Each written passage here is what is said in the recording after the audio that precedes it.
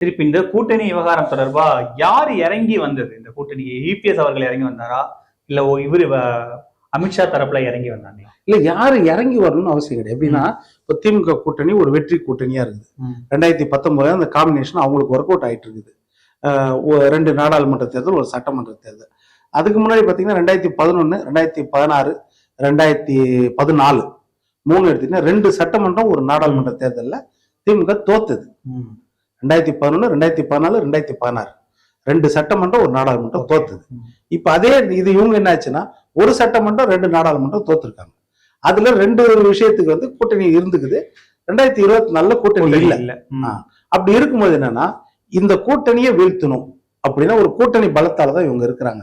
இந்த கூட்டணி வீழ்த்தணும் எதிர வந்து ஒரு மெகா கூட்டணி அமைக்கணும். அப்போ ஓட்டுக்கள் செதறாம இருக்கிறதுக்கு முடிஞ்ச வரைக்கும் ஒன்னா சேர்க்கணும். ஏன்னா திமுக எதிர்ப்பு ஓட்டுகள் இப்ப இருக்கும். அது எல்லா பக்கமும் பிரிஞ்சதுன்னா திமுக தான் வரும். அப்போ முடிஞ்ச வரைக்கும் ஒன்னா சேர்க்கணும். கொள்கையில முரண்பாடு இருந்தாலும், லட்சியத்துல முரண்பாடு இருந்தாலும், நேர் எதிரிகளாக இருந்தாலும், உரிமைக்காக போராடுற சூழ்நிலை இருந்தாலும் ஒரு பொது நோக்கத்துக்காக ஒண்ணு சேர்த்து அவங்க எப்படி பொது நோக்கத்துக்காக ஒண்ணு சேர்ந்திருக்காங்க. பாஜக வீழ்த்தணும்னு ஒண்ணு சேர்ந்திருக்காங்க. அந்த ஒரு பொது நோக்கம் தான். வேற என்ன பேரறிவாளர் விஷயத்துல காங்கிரஸுக்கு உடன்பாடா? அவரை கட்டி பிடிச்சி விருந்து வச்சதுல கிடையாது. கட்சித்தீவு வந்து இந்திரா காந்தி தான் தாரை வாத்துட்டாங்கன்னு சொல்ற சட்டமன்றத்தில் தீர்மானம் நிறைவேற்றீங்க. உளமாற அதுக்கு உடன்பாடா காங்கிரஸுக்கு?